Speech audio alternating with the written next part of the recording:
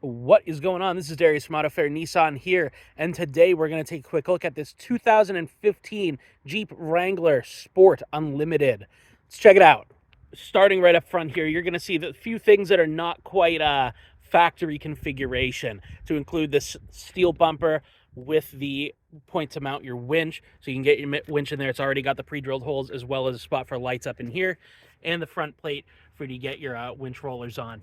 You've also got a couple of tow hooks on here, the shackles. You got some shackles here on that. Nice, sturdy, you can see that in there, very sturdy mounting points on that. And your LED fogs here with the halo rings. So you're going to have the LED fog lights and the LED headlights and the halo rings on both. So nice bright LEDs, and I'll put those on so you can see the halo rings and everything else here. You do have the Angry Eyes grill on this one too. Moving up to take a look in here, where this is a JK Wrangler, it is going to be the 3.6 liter Pentastar V6. Plenty of power for this rig. I did drive it around a little bit here, and it does feel comfortable, feels good. No big concerns there or anything like that. Here's a couple of views for you, just so you can see a few different angles of it. There we go. I'll close this up, we'll start walking around the car. Coming around the side here, you're going to have the factory Jeep wheels, Goodyear Wrangler tires on it, and you can see your badging down here, Wrangler Unlimited Sport. And they did get rid of the long whip antenna for the short literal bullet antenna. So that keeps that out of the way. So if you're going to do any kind of wheeling with this, you don't have to worry about that snagging. You've also got running boards on there. Let's give you a nice side profile here. You can see this one is a hard top, black hard top. Freedom panels come off nice and easy. I'll show you those inside as well. Of course, I'm sure you want to see condition, so let's just kind of take a look here as we walk through. Nothing major jumping out on this side. All looks pretty good. Let's come around to the back here. You're going to have the covers on your taillights there, the American flag ones. Real nice looking, especially lit up at night. Come down, it looks like a trailer hitch was installed with a 4-pin connector. So you can do, some light trailering if you need to.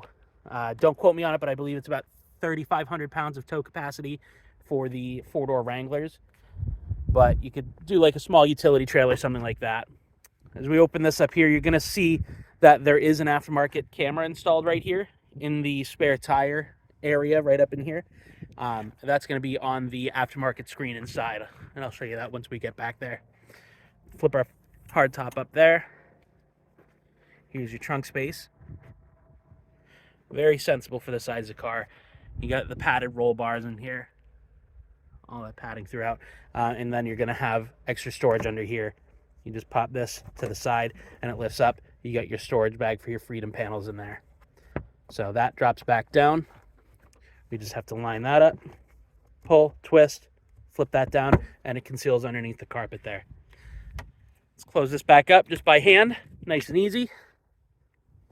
I'm going to show you in the back seat. Oh, we do actually have the little gas cap cover on here, which is nice. That's an accessory option. Some people add, some people don't, so you got that on there. In the back here, you're going to see you've got the all-weather floor liners and the seat covers back here. Look like they're in pretty good shape. So that's covering up the factory cloth. You can either leave those in or take them out, but they do have a nice look to them, especially the red accenting to match the red car. You've also got your grab handles up here that were added on. So those are on all four. And the one on the driver's side. And it looks like there's actually a second one back there that have the paracord wrap on them. So that's nice looking. It's, again, being that red wrap to match the red car. We'll close that up. And come up to the driver's seat here. Give you a view of this. So those freedom panels on the hard top, if you haven't used them before, these levers just flip out and allow you to take the whole thing off. So this is just a 2-piece panel. If I actually hop up here, you can see the seam right in the middle and where they connect. So this whole front can come off if you want to have a convertible-esque vehicle. So that's nice and easy to do. It takes about 2 seconds to take that roof off. And you can just stow those right in the trunk space and then throw them on if the weather gets bad. But then taking off the rest of it, which is going to be over the back seats and then over the rear of the vehicle, that's all one piece. So that's a little bit more work. Typically takes a couple of people to make that happen. Let's hop in. We'll show you a few things inside.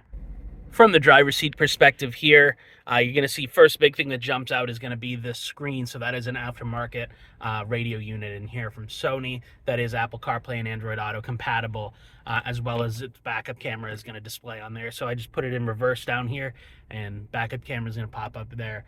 So that's nice to have. It's a little addition. This does have regular radio as well as Sirius XM capability, but the Apple CarPlay Android Auto is going to be kind of the big piece to that. The USB plug-in for that is going to be routed right out here, if you can kind of see that. So you get your phone charger plugged in there, because again, this is an aftermarket unit, so you're just going to plug into that, leave your phone charger hooked up to that. Since it also has the Bluetooth capability, you're going to have your little microphone there mounted right on the steering column, again, for your Bluetooth uses for hands-free. You can see on the dashboard there, just under 65,000 miles, so still nice and low for a 2015. That's really good. Standard controls here on the Wrangler. You're going to have all your menu controls right here, phone controls, and on the back you're going to have controls for your music adjustment and for your volume on this side as well. Cruise control is going to be right over here.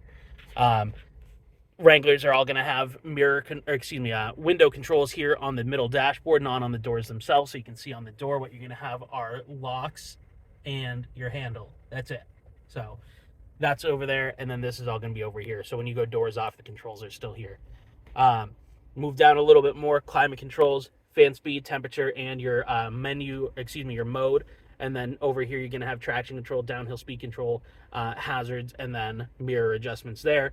12-volt plug in there. You can see right here, we've got some accent lighting that was wired up that can either be left with it or removed. The previous owner obviously did a few customizations to that, such as that right there, the wiring, all the handles. Actually, there is a light up here as well, give you a little bit of that map lighting feature. So clearly some stuff done to kind of customize this and make it their own. Obviously, if you like it, great. If we can leave it. If you don't like it, that's all right. We can pull some stuff out. No big deal. But all the controls are nice and straightforward, typical Jeep fashion.